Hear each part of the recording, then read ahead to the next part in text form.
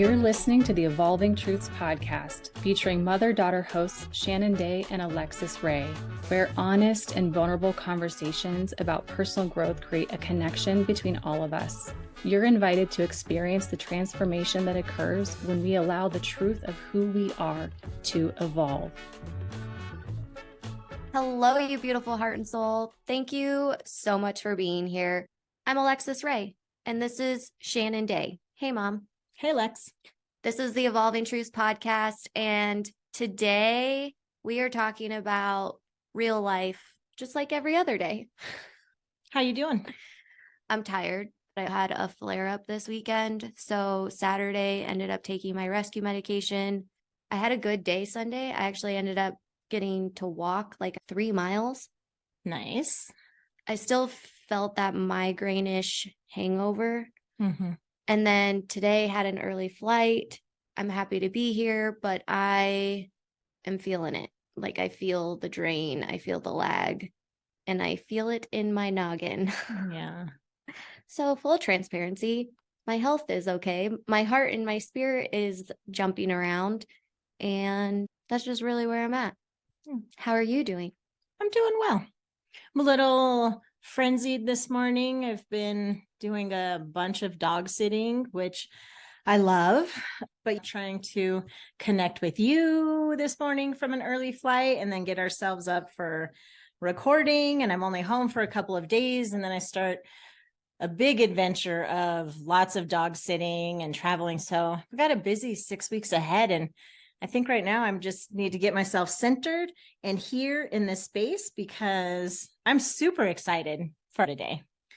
Does dog sitting feel kind of like when you're an aunt, like you get to hand the pet back to the owners? If you have a niece or a nephew, and then you just get to hand them back to the parents? That's funny. I love pets, but I have absolutely no desire to be responsible full time for a pet. I'm really grateful that all of your friends decided to have children later in life because I feel like it's taken a lot of pressure off of me to need to produce grandchildren. Not that I felt a lot of pressure from you. I was going to say, whoa. Yeah, not that I felt a lot of pressure from you, but even internally in my own head, I'm like, oh, it's great. You have people that you can take care of and they don't have to be my offspring. This is true. And yes, I've never pressured you to have children. No. Full disclosure, kids, I mean, love them, but damn, they are work, girl. Girl, I know. Okay. I can't even handle myself sometimes. We have talked about this before. I'm pretty sure that came up with Reggie. Yeah. But back to why we're here today. We're excited to be welcoming our friend Nicole Smith. Hi, Nicole. Hello. We're glad you're here. I'm so thrilled to be here. Thanks for having me. Yeah. Welcome to Evolving Truths. Nicole's mom and I met years ago. We're thinking like late 2003 or early 2004.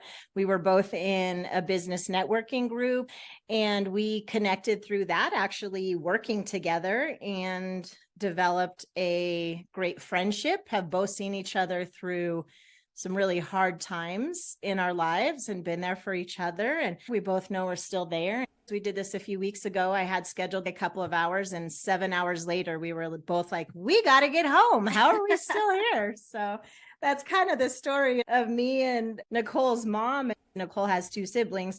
When Dorsey and I met, you kids were all roughly 12, 10, 8, and 6. That seriously blows my mind and also gives me such an age complex. Not that I've been struggling to get older, but when we start to put things in perspective like that, whew. We want to share a little bit with you about Nicole before we start our conversation. Nicole is a multifaceted creative. She focuses on expressing the story of a moment through photography, writing, design, lettering, or whatever medium she's exploring at the moment. By day, she works as the communications manager at the Center for Mind and Culture, a nonprofit research institute in Boston, Massachusetts. Outside of work hours, she pursues joy by getting outside, practicing creativity, exploring local breweries, love that one, and trashy reality TV. Recently, Nicole has been using writing in new ways to make meaning of difficult emotions and express grief. At 23, she lost her father to dementia, and she was diagnosed with thyroid cancer 1 year later. Nicole is working on weaving together the narrative of these events to understand herself better and move forward. She has found immense support online through thyroid cancer communities and other creators. In 2022, she joined the board of directors of Thigh to Bono, a nonprofit dedicated to providing resources, motivation, and support to thyroid cancer survivors. Welcome, Nicole. Thank you. So good to be here. Oof, What a great introduction. my heart already just leapt out of my chest. I'm so happy you're on this podcast. Thanks for being here. Yeah, I'm so glad our moms still connect and we have the chance to do this.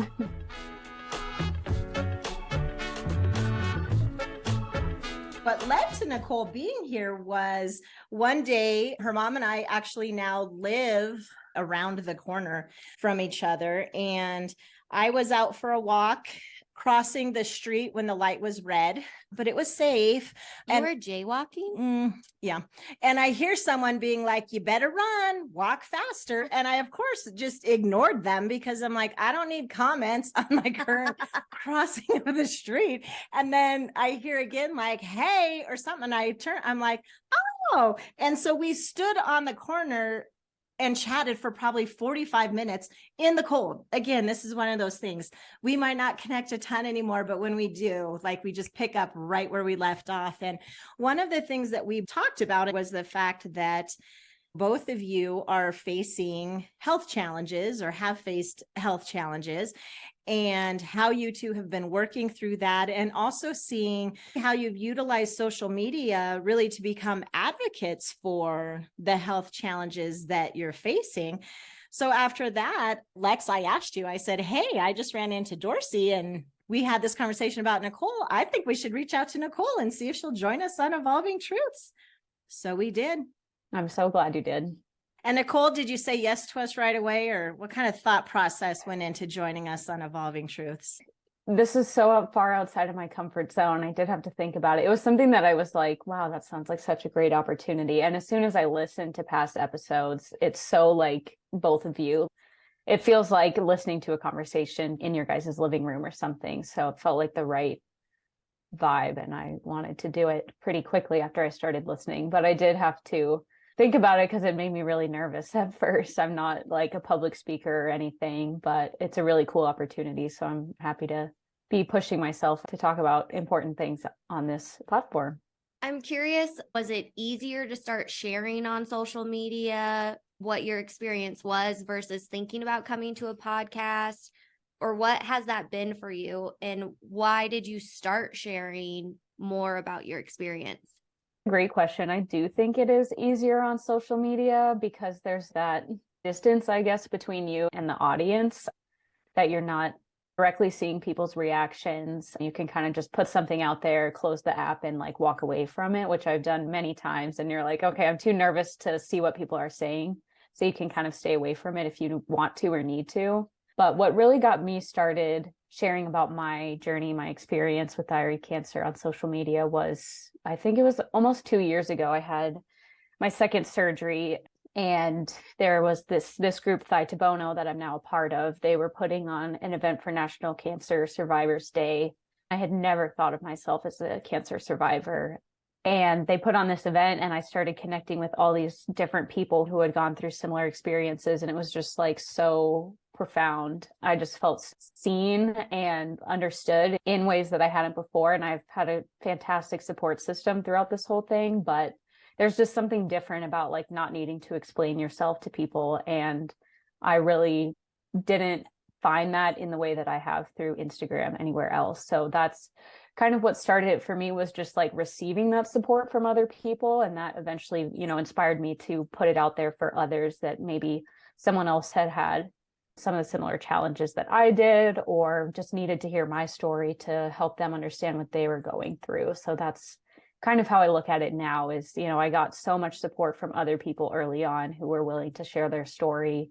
So I hope that I can kind of be the same for somebody else who might want to hear mine. Even if it's just one person, that's a world of a difference.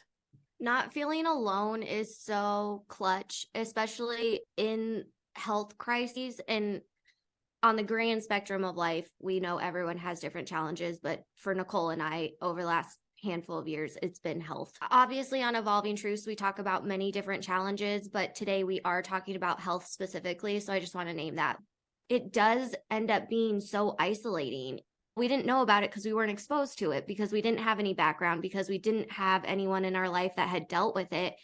Why is someone going to go look up thyroid cancer? Why is someone going to go look up post-traumatic migraine flares? Unless you have to deal with it, there's no reason to. So then it happens and you're like, oh shit, I am freaking alone. And it sucks. Thank you for sharing that. Lex, you right away went to, what does this feel like and what is that like? I know, but Nicole, you have to tell us your actual story. So my bad. Sorry, everybody. We need to like back this up a little bit. Just back it up. Back it up.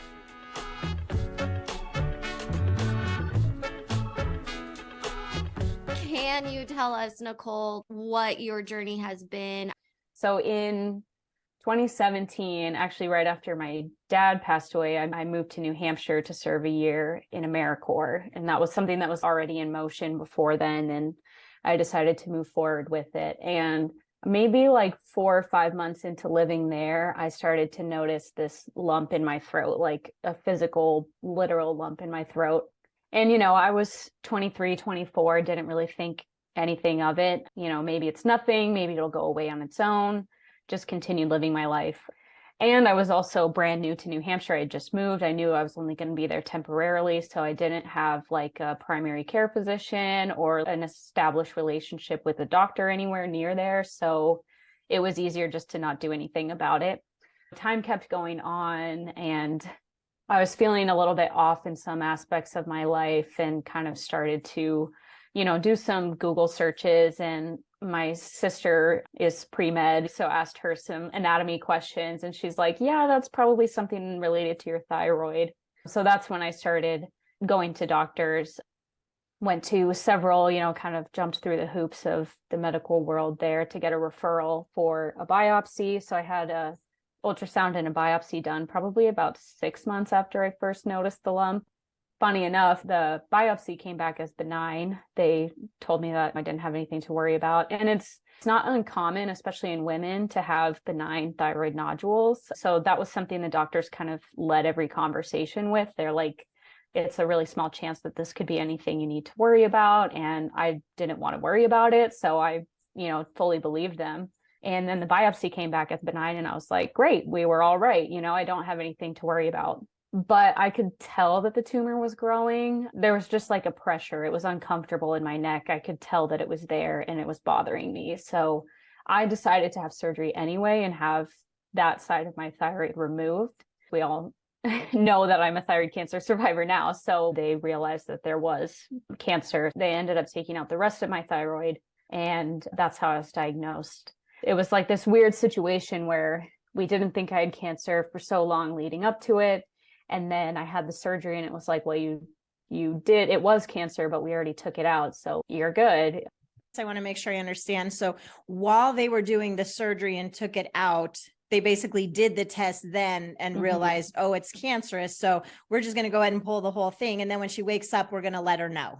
Yep, exactly right. So I was under anesthesia the whole time. Technically, it was 2 separate surgeries. They had like closed the incision back up, but I was still under and they just went back in and did the second half, which I'm grateful for. 1 surgery, you know, from my standpoint is better than 2 the same day. So that's fine. What an interesting thing to go from, okay, I don't have cancer. And then I'm waking up and I did have cancer, but so there's not like a grieving or an emotional response process to that because they're like, don't worry, we took it out. Yeah, that was a real challenge for me to deal with for a long time. I never got that time to process it for myself. It was like, okay, well, now it's already behind me. That's why I didn't feel like I could call myself a cancer survivor for so long, because I felt like I never lived that experience of having cancer. It was like not having it and then immediately jumping ahead to thinking that it was behind me. So it was definitely a hard transition going about it that way. thyroid cancer is something that is often called the good cancer, which is so, quote unquote. yeah, quote unquote, the good cancer, which is just bullshit. I mean, no such thing exists.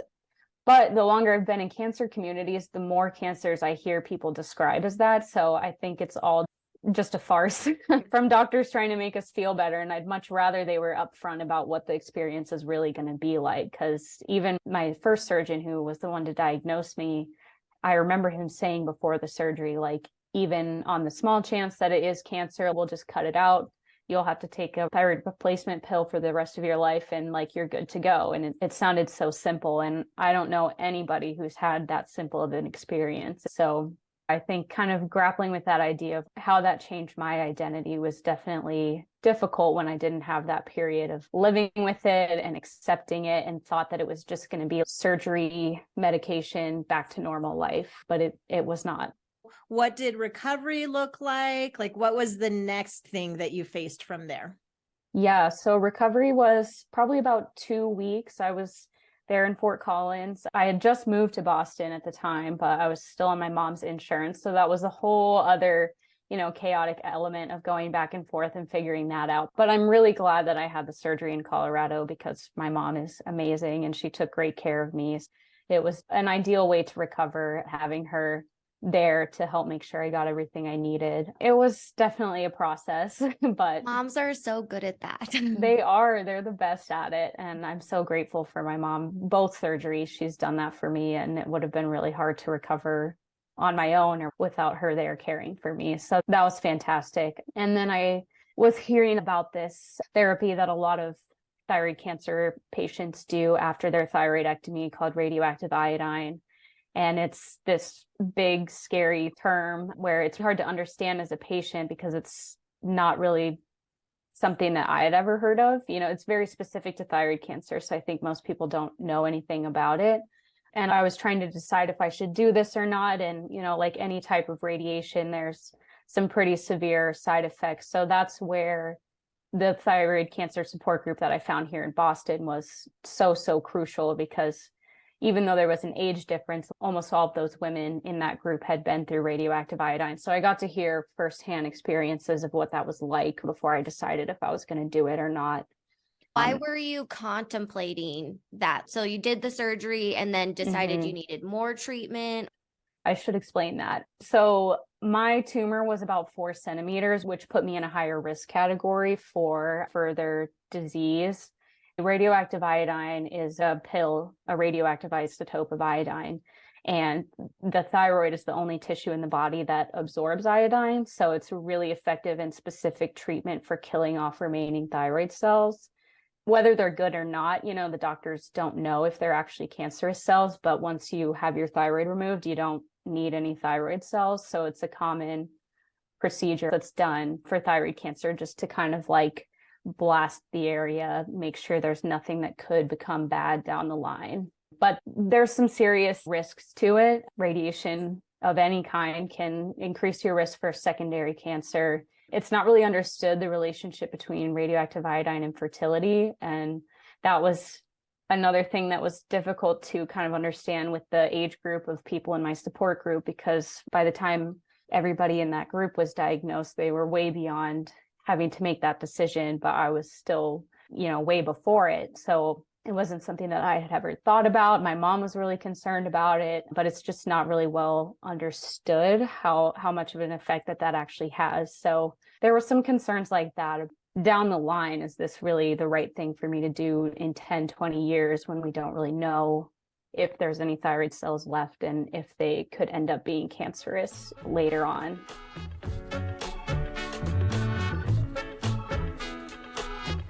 What age were you when you were contemplating the radiation pill? I was 24, 25. So barely a year or so after getting diagnosed and having the surgery. Yeah. The best time to do the radioactive iodine is within 6 months of surgery. So I was kind of on the end of that. I was coming up on 5 or 6 months by the time that I had decided to do it. I remember your mom talking about that process She had recently moved and she had a full basement she planned on renting, didn't have anyone in it yet. And I remember her planning, here's what I'm going to do for Nicole. Here's this, so that you could basically take that pill and then just be secluded down in the basement, but have your mom there for anything that you might need. Yeah, I was really lucky to have that set up. A lot of people have to navigate sharing a household with somebody else, or if they can't do that, then they have to spend their radioactive iodine quarantine in a hospital. Once you take the radioactive iodine pill, you actually physically become radioactive. So your body is processing the radiation and you're sweating it out. It's coming out in all your bodily fluids. So going to the bathroom, spitting, sweating, all of those kinds of things. So you really can't be around other people. Thyroid cancer survivors like to joke that we were doing social distancing before it was cool. I would take walks around the neighborhood with my mom and she would walk, 6 feet in front of me and, make sure no one else was coming on the sidewalk, all of that kind of stuff. So it's really intense and it's really confusing. I remembered from being in this thyroid cancer support group, I was getting tips and tricks from people about, make sure you put a plastic wrap on the bed under the sheets so you can just wash the sheets and like do all this stuff, have paper plates so you don't have to worry about washing those, tips and stuff like that. And by the time that I went into the consultation with the nuclear medicine nurse, I felt like me and my mom knew more than she did. We had so many questions and she's like, I actually don't know. No one's ever asked me that before. Well, so and knowing you and your mom, I'm sure, I could just imagine what that appointment was like. Oh my gosh. Whereas I'm on the other end of the spectrum, my mom goes to my appointments with me and I'm like, Mom, what am I supposed to be asking? I have plenty of that too. How long were you radioactive? Yeah, it depends on the dose of radioactive iodine that you get. I got a pretty small one. So I was highly radioactive, I guess you could say, for the first 24 to 48 hours. But I stayed in some amount of quarantine for a week. So after the first 2 days, I would go upstairs to the unit that my mom was living in. I think it was an hour and a half was kind of the limit, even if we were 6 feet apart. So we would watch the second half of a basketball game or something. And then I would go back down to the basement, have to wipe everything down that I touched. But I could be around people more after the first couple of days. But in total, the full quarantine period was 7 days. And when you said it was confusing, what does that mean? There's so many directions that you have to follow. It's exhausting to be dealing with a cancer diagnosis and then to have all this constant information coming in at you about all these very specific things that you have to do this radiation therapy. It was just maybe not confusing as much as information overload. It was a lot to take in. And that on top of, the questioning if this was something that I really wanted to do in the first place, then it was overwhelming to have it be so involved once I did decide to do it. There was a lot of research that I felt like we had to do ourselves. What's the best way to clean the space after my quarantine is done? Or what do we do with trash? And how many times do we have to wash my laundry? And just all of those kind of little things that I'm going to be living it every day and have to make all these decisions about how I'm handling everything in this space to deal with the radiation. But the doctors maybe don't think through that level of step by step for an entire week. I love the advocating for yourself that you did, and sounds like probably not only from your mom, but from others had some great support around. And I think that's really important when it comes to our bodies and healthcare, is advocating for ourselves. Yeah, so you absolutely were radioactive, a unique experience. Not a lot of people get to say that. Yeah, it's definitely a unique experience. I had a wristband on that they gave me at the hospital with the radiation symbol. And you two will appreciate this as Coloradans that, of course it was mid-March, so there was a huge snowstorm that day. And my mom's trying to drive us back from Loveland in this blizzard. She can barely see 10 feet in front of her on the roads. And I'm just becoming more radioactive in the back seat. And we're what happens, if something happens. This is how we go. Yeah. I'm just here radioactive. So it's one of those things that's so crazy that you just have to laugh at it, because It's so bizarre. And there's so few people who have experienced that in the world that it's just kind of funny.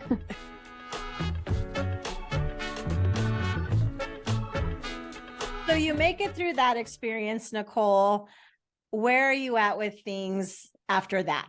It was sort of anticlimactic, right? I have all this time pondering this decision, deciding if I'm going to do it, getting all these people's input and their stories of what it was like for them. And then it's like you go, you take the pill and you can't feel anything, it doesn't make you really feel sick, maybe a little nauseous and tired, but it's not like you can tell if it's working. Did you glow? Yeah, there's a certain radioactive glow that you get, not to the naked eye, but yeah, if you were to walk through an X-ray machine or something at the airport, it would set it off and stuff like that. You were just asking that question as a smartass, and then Nicole answered and she says yes, and both of our jaws just opened. We actually as a matter of fact, I did. A lot of thyroid cancer survivors call it their glow day when they go and take the radioactive iodine. So yes, I did. And then it was, just like a long period of uncertainty waiting to see if it worked, really. It takes a different amount of time for everybody. It just kind of depends on all of the different variables from person to person. I did that in March of 2019. And right after, you do a whole body scan to see where the radioactive iodine uptake is in your body. But even still, after that, you have to wait to kind of see how everything settles down. So I did blood work a couple of times within the year. And then I was supposed to have a 1-year follow-up radioactive iodine scan, but that was March of 2020. So that ended up getting pushed back. And once I started doing the scans, my blood work, the tumor markers had been going down, but really, really slowly. And once you don't have a thyroid anymore and you've done radioactive iodine, there should be nothing left to show up in that blood work. So they really want it to be undetectable or as close to zero as possible. Mine was still hanging out around like 15. So it was quite high. And it wasn't going down as quickly as my doctor wanted. So that sparked some of the follow-up scans that I did in the end of 2020 and beginning of 2021. And it was more uncertainty. That was really the one-word summary of that whole time after the radioactive iodine was just, did this work? Is something going to come back? What am I supposed to do in this time? And then I had several scans that didn't really show anything conclusive, so kept doing different types of scans. And that ended in a PET CT scan that did show some probably residual disease, something that had been there since the surgery and just wasn't removed at the time in my thyroid bed. So that's when I ended up having the second surgery to get that taken care of. And I had a phenomenal surgeon who went above and beyond due diligence to make sure that he got all the lymph nodes from the PET CT scan and kept looking and found some that didn't show up on there. So I'm very, very grateful to him for getting those out in one surgery. And after that, my tumor markers dropped dramatically. It's still not quite down to zero. So that's kind of been this last almost 2 years since that surgery, is kind of coming to terms with the idea that I might never be cancer free, that there's still something in there. As my endocrinologist puts it, you can live with cancer sometimes, and it sounds scary. It is scary. It was hard for me to get used to, but my doctor thinks it would be more risky to go in and try and biopsy or do surgery to find something really tiny in my thyroid bed than to just leave it and see if anything ever happens. We'll just keep a close eye on it and hope that it never grows, and that could stay that way for the rest of my life. So that's what we're hoping for. So how old are you now, Nicole? I just turned 29. I was diagnosed when I was 24. So it's been 4.5 years. You talked about living with cancer and the surgeon saying it's too risky to go back in. Let's keep an eye on it. So what does keeping an eye on it mean? That's something that I've only recently figured out, 4.5 years later.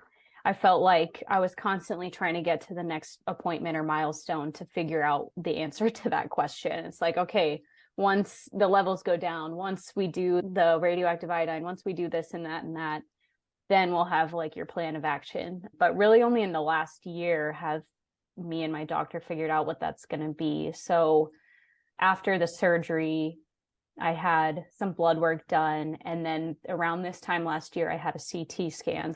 through all the different types of scans that I've done over the years, we figured out like what is most effective for me, which seems to be a PET CT combination. Right now, the annual like lineup of appointments for me is to do blood work twice a year. My endocrinologist does her own ultrasounds, which is amazing because she can give me feedback. She'll like walk me through what's happening while she's doing it. But ultrasounds have not been very effective for finding my tumors. They've all been too deep to see on ultrasound so far. So we will use ultrasound, but knowing that, blood work is kind of the basis that we'll use. And if that starts to change, then we'll do another PET CT. So kind of a mix of a bunch of different things, and just hope that no one of those three starts to change too dramatically. So with blood work being a big indicator, have you determined this is kind of what we've established as my baseline, recognizing that it may never go to zero, and this is what we're maybe going to allow as an upper limit? Or what does that look like for you? We haven't quite gotten to that point yet. My blood work is still slowly going down. Last time I had it done in the summer, it was like 0.07. Now it's down to like 0.04. So it did go down about half last time between the last two times I had it done, which I felt like was a huge accomplishment. But it is something that does fluctuate a little bit. I've definitely had some scares where it went up, 0.01 or 2. And I was like, what does this mean? Is something going wrong? But there is a level of fluctuation allowed. We still have to kind of keep it in the same range. But I think my doctor said if it doubles or goes above like 1.0, then that's kind of cause for concern. So that's what we'll be watching for the most part. Do you just feel like you're constantly like living on the edge? Yes.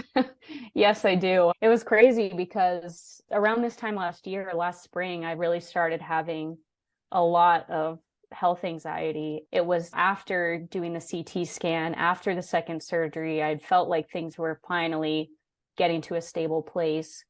And then it was like all of a sudden my brain wouldn't stop thinking about all the what ifs. And for a few months, I had a really hard time eating because I was so worried that I was going to start choking on food, or that something just crazy was going to happen and become a problem. And I'd have another like different kind of medical crisis to have to deal with.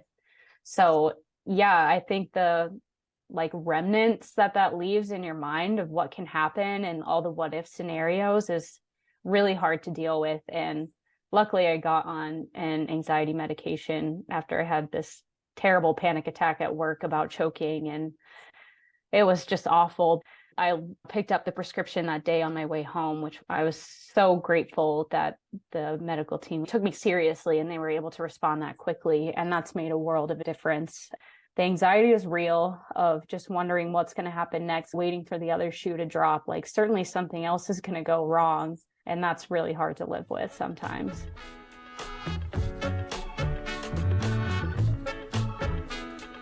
I want to ask, when you first found that community, was it really emotional for you connecting with them? Yeah, it definitely was. So I think maybe 2 or 3 months after my diagnosis, I did seek out support systems specific to thyroid cancer. I pretty quickly found a local support group here in Boston that met in person, pre-COVID and all of that. And that was a huge resource for me. But most of the people in that group were several decades older than me. So there was still like a disconnect that I felt, where they weren't dealing with long-term issues the same way that I was, or some of the things going on in my life that are specific to being in your mid to late 20s. There was just that disconnect. It was a great support system, but it didn't feel like 100% there. And then as I started realizing that this was going to be a longer thing and not just one surgery like the doctors had originally told me, I started seeking out more support. And that's when I started connecting with the community on Instagram. So it definitely was emotional. It was a huge relief. There are other people my age that are dealing with this too. Like you said, Lex, it's so isolating to feel like even in a group of other people who have the same type of cancer, there's still something missing. So it was just incredible to feel like there's other people out there who really, truly get every part of this that I'm going through. Thank you for trusting us with your lived experience and sharing it with us. I know that there's a lot more to your life than thyroid cancer, but it's such a big piece of it. on that note of living on the edge, but maybe in a little bit more fun way, let's live on the edge right now and invite you to come back so that we can continue this discussion and find out other things that you do with your life and ways that you have figured out how to be an advocate for thyroid cancer survivors, education around thyroid cancer, and just what is it that you do for fun and to be able to live with cancer. And then, as you just said, health anxiety, which I'm going to guess, Lex, that's probably something you relate to. Oh my gosh. I know you guys can't see me right now. I'm just sitting here like crying. I'm super excited to come back for part 2 and talk about the adapting and the choosing to keep living life and to keep thriving despite feeling like this is going to be something that you're dealing with for the long run. So thanks for being here. Thanks for sharing this part of your story because it's so valid. And you're just a freaking warrior. I hope you know that. And you're so honored. And I'm just really touched that you'd be willing to come here with us. And I'm super excited to turn this corner in the conversation. So hopefully I can stop bawling. I would love to. The listeners can't see that I'm vigorously nodding along, and you can. So yeah, I definitely am up for that. All right. Awesome. If you would like to connect with Nicole, we will make sure to put her links in the show notes, but you can check out all of her stuff at Nicole Ruth Photo, and I'm going to spell it NicoleRuthPhoto.com, or on Instagram at Nicole Ruth _creative CO. I'm literally speechless, so I'm going to do the best I can to wrap this up. If Mom and I are totally your cup of tea, please leave a 5-star rating. Please follow this show wherever you are listening. Share this episode with someone in your life that you want to have a conversation with, or because it would add some value to them. And we will be back next week. Until then, please remember, life is beautiful and you create the magic. Have a good one. Connect with Shannon and Alexis in the Evolving Truths community by visiting evolvingtruthspodcast.com. Links are in the show notes. The artwork for this project was created by Julie B. Salazar and is entitled Celebration from the Inner Landscape print series. The Evolving Truths podcast is produced and edited by Shannon Day and Alexis Ray, recorded from the Corner Studio in conjunction with Alexis Ray Enterprises, LLC.